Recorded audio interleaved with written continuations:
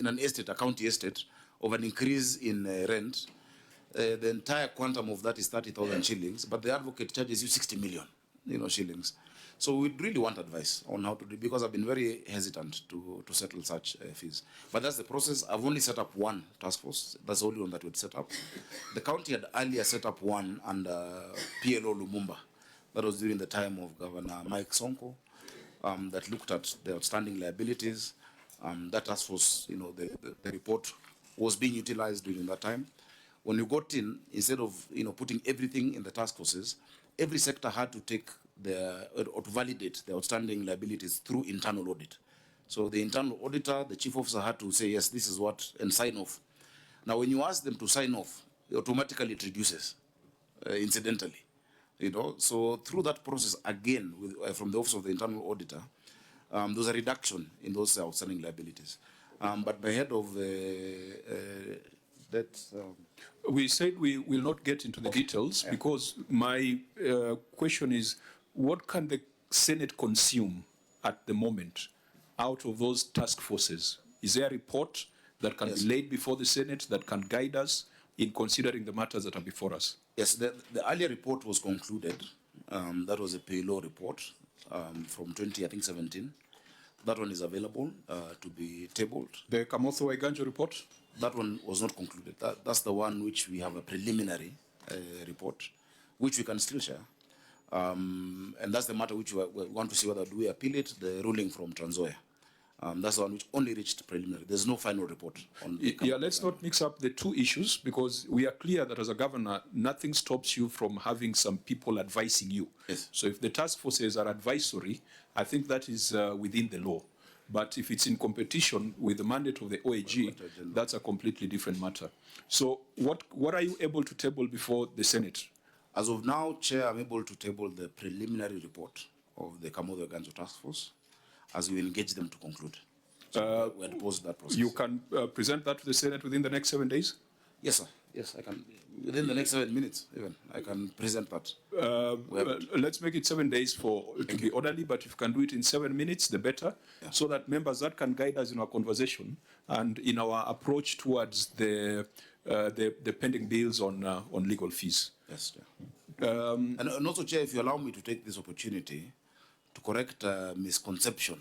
I saw, and I'm happy our friends from the Fourth Estate are here. Of course, we don't take that as sort of admissible in the House. That what was flagged was how 11 lawyers are owed 10 billion. But what was reported is that 11 lawyers were paid 10 billion. That is impossible, Chair. We would not be able to pay salaries. That is our entire on-source revenue. In that financial year, for instance, we only paid 287 million shillings. So thank you for allowing me the opportunity to just to clarify that. But I'm sure when you get to that financial year, we can go to the details of this payment. Senator Sifuna? Governor, is it your position that a lawyer cannot rack up 1 billion in bills? Especially where there's... just a minute. Yeah. Because in your annexures, you'll find there are certain law firms, and we will get into the details, certain law firms that appear to have preference in terms of getting jobs from the county government. And if you add the multiplicity of the suits that they've represented, it is possible for amounts to reach that high. Yes, but not on a single matter. Yes. When it's one matter, and if you look at the value for money to Wananchi, possibly a matter that didn't even need to go to court, there was no loss on the county. For instance, the case I've given of Uhuru Park, paying that person 1.5 billion, which is even more than the amount it takes us to feed children for a whole year. It might be right legally, but morally, there's a conflict. That is why I would want advice, to pay one person. I think the point is we are dealing with a profession that is regulated. Yeah. We've got the advocates remuneration order and the laws that relate to that. So we need to be careful in the statements that we make, because they must be within the law. But of course, the role of this committee is about prudence and responsibility. Yes. Those are the principles of public finance, and it's a constitutional principle. Yes. Prudence and responsibility in utilization of public resources. So we need to ask ourselves whether the rules of certain professions introduce imprudence and irresponsibility in resource utilization. But members, since we have said we are going to have a separate hearing, maybe we can limit our contributions towards just the generalities rather than the details. Chair, you know, I have to disclose that I am a former council member of the Law Society of Kenya. And whereas we agree that there are matters that are just manifestly, questionable and they should be looked into, there's also been this blanket condemnation of lawyers doing business with the county. You will find in most of these cases, there are letters of instruction, Governor, that originate from the county. There's correspondence between the government and those lawyers. There is even agreements on fees between the county government and some of these lawyers. Some of these matters have actually been taxed before the taxing masters in court, and with the rider that was given by Senator Umtata during the briefing, that if a taxation has resulted from a proper taxation and it was not a consent entered into between officials of your government and the lawyer, then really we should not demonize everybody. Because I also would agree that I cannot pay $1 billion shillings for a matter such as the one that you've raised on of Uhuru Park. But I am hoping that those task forces have done the job of isolating the matters where an advocate was properly instructed, they did the job, because they're also very honest young lawyers trying to make a living in this city. And we shouldn't lump them together. And if it has gone through the process of taxation, Governor, and it's a proper taxation, not one that ended up with a consent order, then really those monies are payable. And it doesn't matter how long we run away from them, they should be paid. Just hold on, Governor. Yeah. Senator Onyonka. Thank you, Chair. Then Senator Chararke. Governor, I'm going to ask you just one question, and then the information I got is that Kisii County, before we had a task force which had been raised, which had been put together by the governor. In fact, there had been, and I want to raise up the bell on AOG, that actually on most of these pending bills, the OAG had already issued a report in most of the counties. What happened to that report? And the second issue, this comes to the question that Honorable my Secretary General has talked about, SG. This same committee sat here and we had a bill of 946 million from Machakos County for 4 years ago. I still haven't got an explanation how Machakos County got into a pending bill with the lawyers. And these lawyers actually were only 2 firms. I'm yet to get an explanation. So even when we are not passing aspersions on the legal fraternity, but the truth is most of these con jobs have been with the legal fraternity. I mean, let's just accept it. That's the way it is. So I need an explanation before we can even raise issues with the governor, because all these quirky deals have been done before even he came to office, but I know he needs to be answerable to that. At the same time, I would love to see what the Auditor General actually gave in terms of the reports and the audit you gave on most of these. Are we together?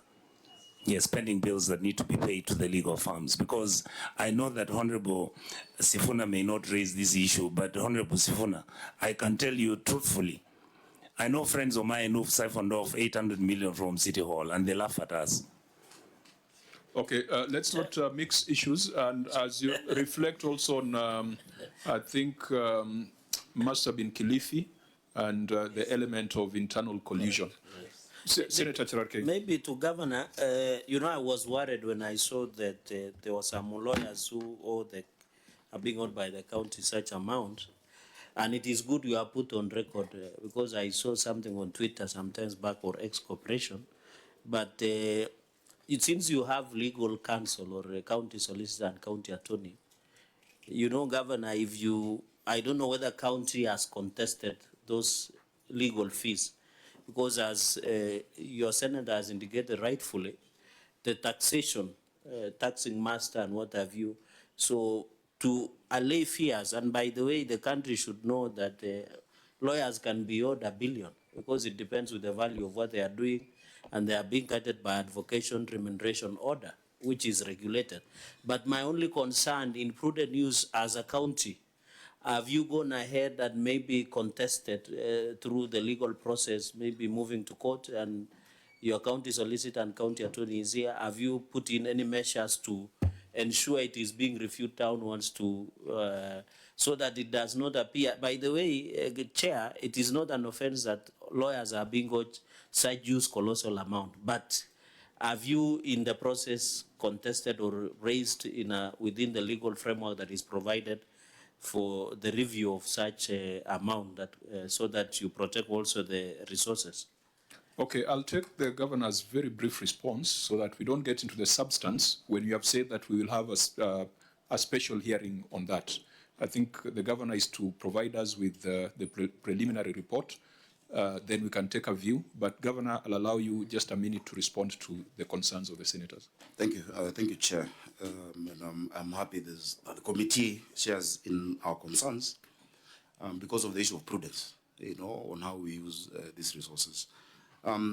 Chair, I don't agree with blanket condemnation of the legal fraternity.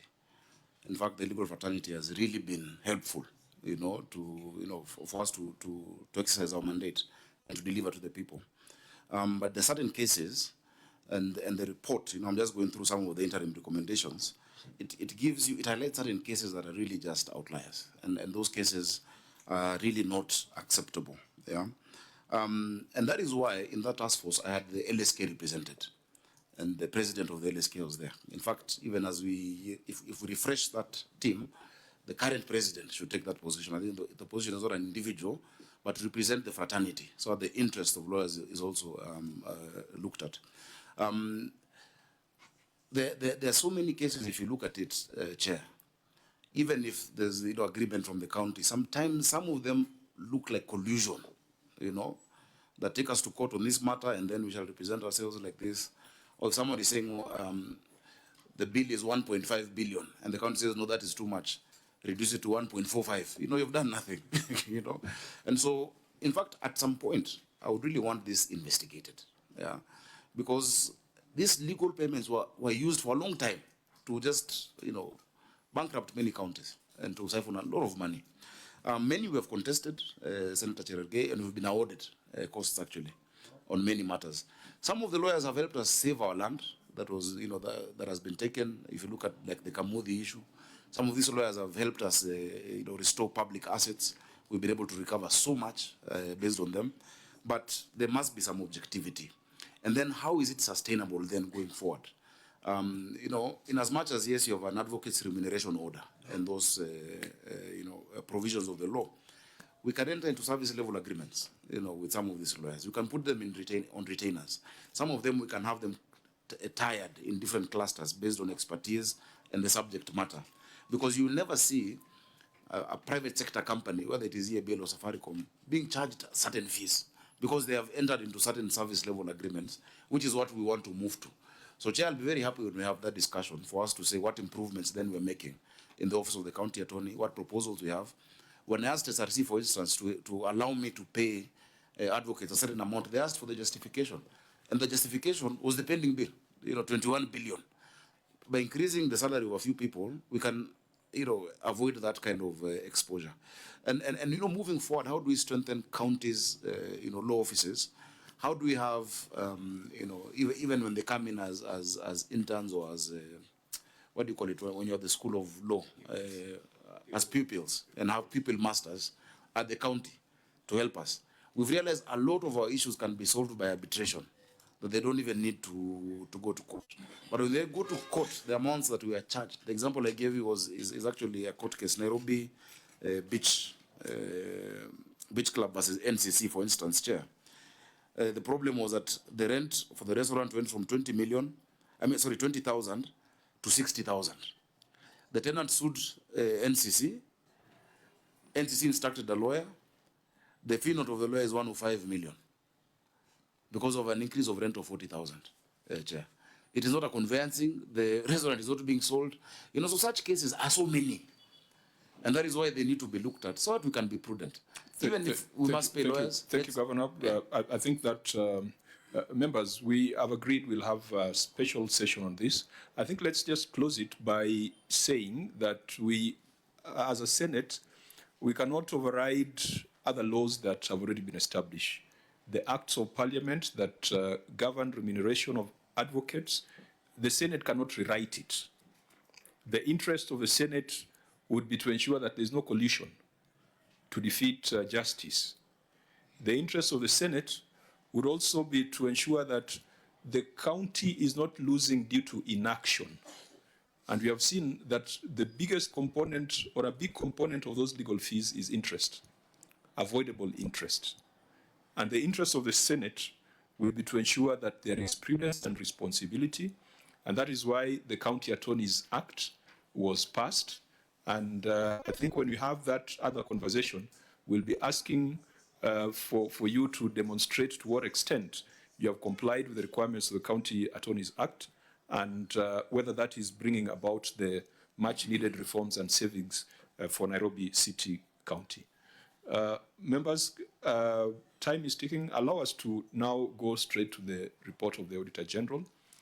Governor, in our review of the report of the Auditor General, there is a matter that touches on a very live issue, which is disaster and emergency management in Nairobi City County. You will find it in the report of the Auditor General, and the report that I have has it as page 19. Page 19. Okay, so we'll proceed as follows. We'll start with the financial year 2021-2022, and then we will go back to 2020-2021. In the financial year 2021-2022, the Auditor General has raised a concern on failure to establish Nairobi City Disaster and Emergency Management Council. We know that we are having a live problem at the moment. We have, I don't know whether to call them an emergency or a disaster, in the form of the floods that are ravaging the country, and particularly the capital city of Nairobi. In the wisdom of the County Assembly of Nairobi, in 2015, the County Assembly passed the Nairobi City Disaster and Emergency Management Act. Amongst its provisions, it required the establishment of a disaster management council. It required the appointment of a director for disaster management. It required the establishment of a county disaster management fund. And it also required the processing of a county disaster management plan. I think this is a very live issue. It would be out of place for us to be discussing how face masks were bought in 2020 without starting with the issues that are current and live and have found their way in the report of the Auditor General. So, Auditor General, please read your finding there, and then the Governor may respond and perhaps give assurance to the residents of Nairobi that the law that was passed by the Assembly is being implemented as envisaged by the members of the County Assembly. Okay, thank you, Honorable Chair. Failure to establish Nairobi City Disaster and Emergency Management Council. Note 9 to the financial statements reflects other grants and payments totaling Kenya shillings 799,090,730. Excuse me, Chair. Page 19. You are on which page? We are page 19.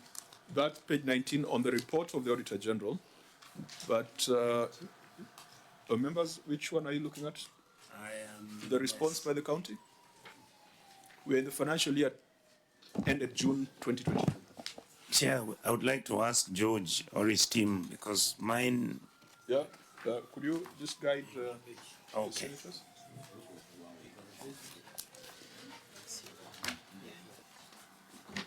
Are we okay, Senator Methu? We're on the same page? Yeah, yeah. Where? Check with your neighbor. 22. It's on 22. The neighbor is okay. Yeah. There, go page 19 there. Okay, yeah, I think it's because we have decided to jump into the inner pages, but this is a very important live matter that we need to deal with, and it's in the Auditor General's report. Then we'll come back to the bookkeeping issues. So we proceed, Auditor General. Thank you, Honorable Chair. Report of the Auditor General on County Executive of Nairobi City for the year ended 30th June 2022. Page 19, number 9. Failure to establish Nairobi City Disaster and Emergency Management Council. Note 9 to the financial statements reflects the other grants and payments totaling Kenya shillings 799,090,730, which includes emergency relief and refugee assistance civil contingency reserves of Kenya shillings 157,830,690. However, a review of the department's records revealed that the management did not establish a disaster and emergency management council, contrary to Section 4AF of the Nairobi City Disaster and Emergency Management Act 2015, which provides that there should be a disaster and emergency management council in the county, which should be responsible for settling relevant policies, approve plans, and oversee the implementation of risk reduction, preparedness, response, and recovery activities by all the county agencies and other agencies performing roles related to disaster management. Further, the county did not have clear guidelines on what constitutes disaster, emergency, pandemic, and which sector should coordinate this in case of any emergency. Absence of a disaster and emergency council may result in uncoordinated, poorly planned, lack of accountability, and inadequate facilities, which may result to a loss of funds. In the circumstances, management was in breach of the law. Chair, thank you, Chair. Okay, Governor, you may respond, and perhaps just start with what you had in your management response. Just read out your response. Thank you, Chair. Nairobi County Disaster Management Act 2015. Just draw our attention to the page. I don't know if 40. Page 40. Yeah, from the top. It's just a paragraph. Okay, proceed. Nairobi County Disaster Management Act 2015 has not been fully operationalized. It is currently under review for repeal as per attached memos. This will enhance operationalization of Nairobi County Disaster and Emergency Council. That's the response we sent. Senator Mariam Omar, I need a copy of the response. could you provide the Senator with a copy of the Governor's response? So it is a two-sentence response. Where are the attached memos? In which appendices?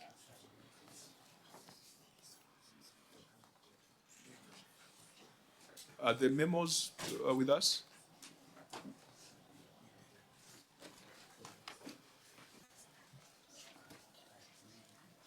Governor, you have referred to attached memos. Yes, Could we see those memos? we attached them. I have my copies. Yeah, we should be seeing what you are seeing. So refer us to the appendix that has the memos. It should be in your files. Volume 3. Volume 3.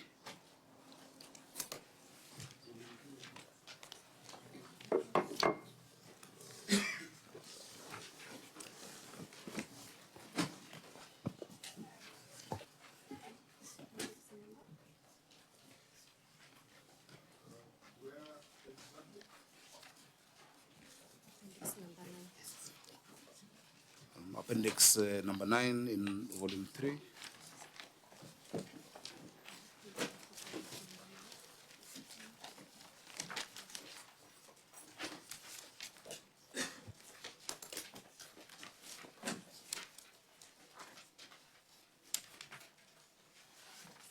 So you'll find an internal memo